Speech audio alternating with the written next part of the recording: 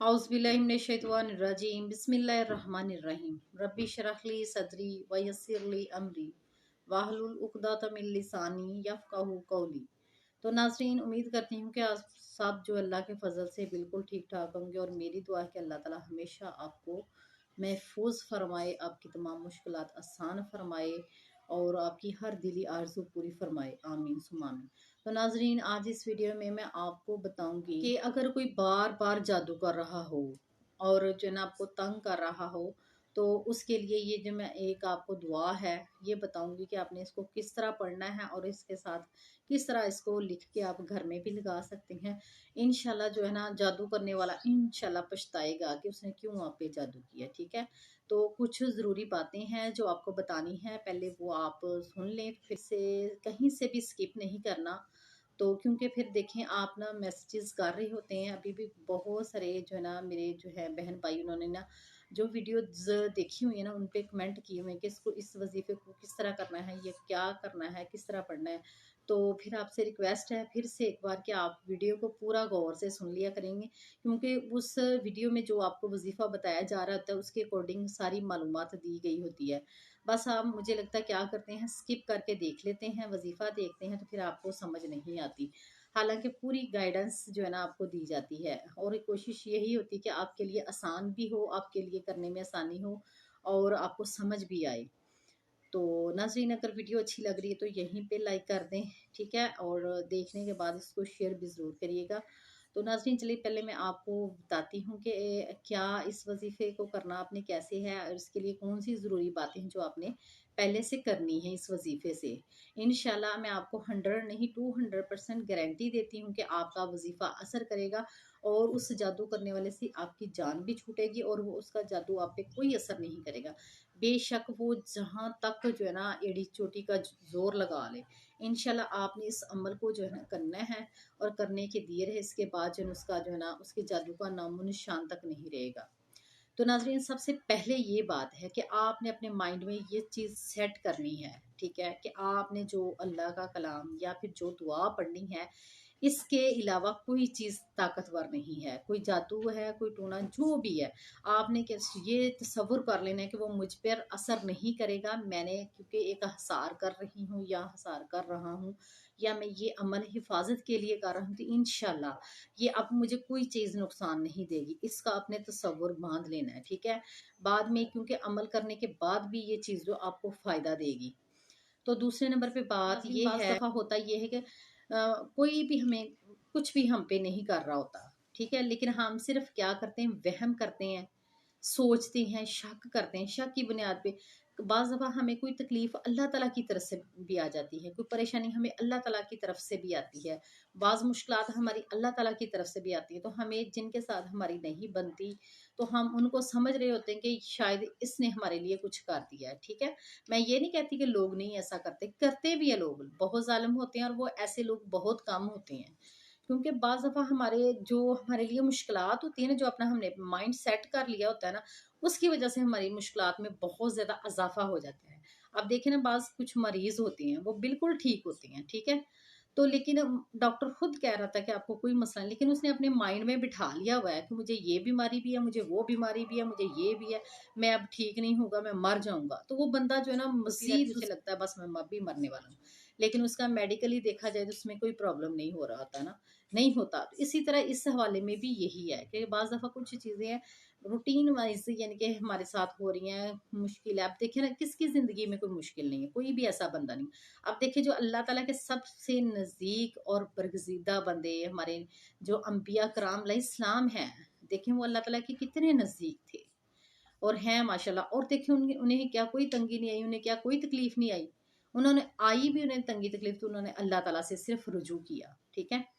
तो ये अपने माइंड से ना ये चीज़ जो निकाल देनी है, ठीक है, कि अगर कोई कर भी रहा है ना जादू, लेकिन आपने ये समझना है कि मेरे पे कोई कुछ नहीं कर रहा है, ठीक है।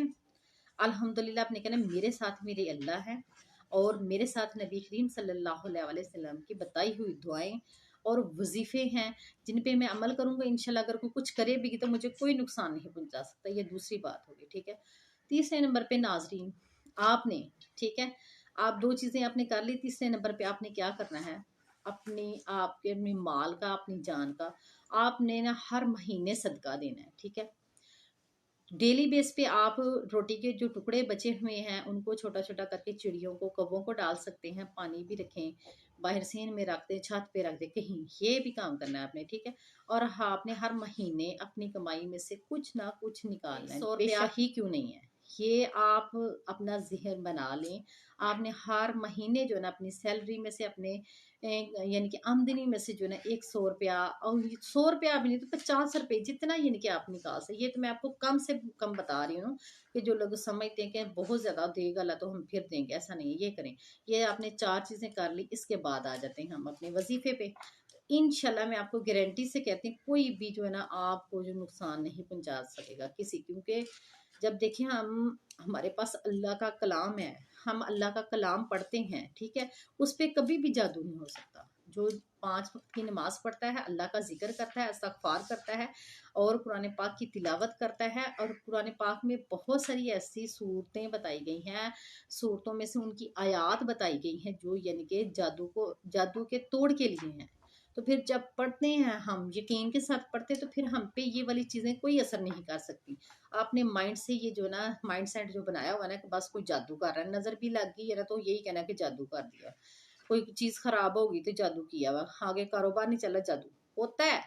लेकिन अपना माइंड जो है ना वो ही नहीं बना लेना, हर दफ़ा ऐसा नहीं होता। तो अगर कर भी रहा है, बहुत रेयर होता है जो कोई पीछे पड़ जाता है। मेरी बात सुने, अल्लाह ताला के कलाम से ज़्यादा किसी चीज़ में कोई ताकत नहीं है।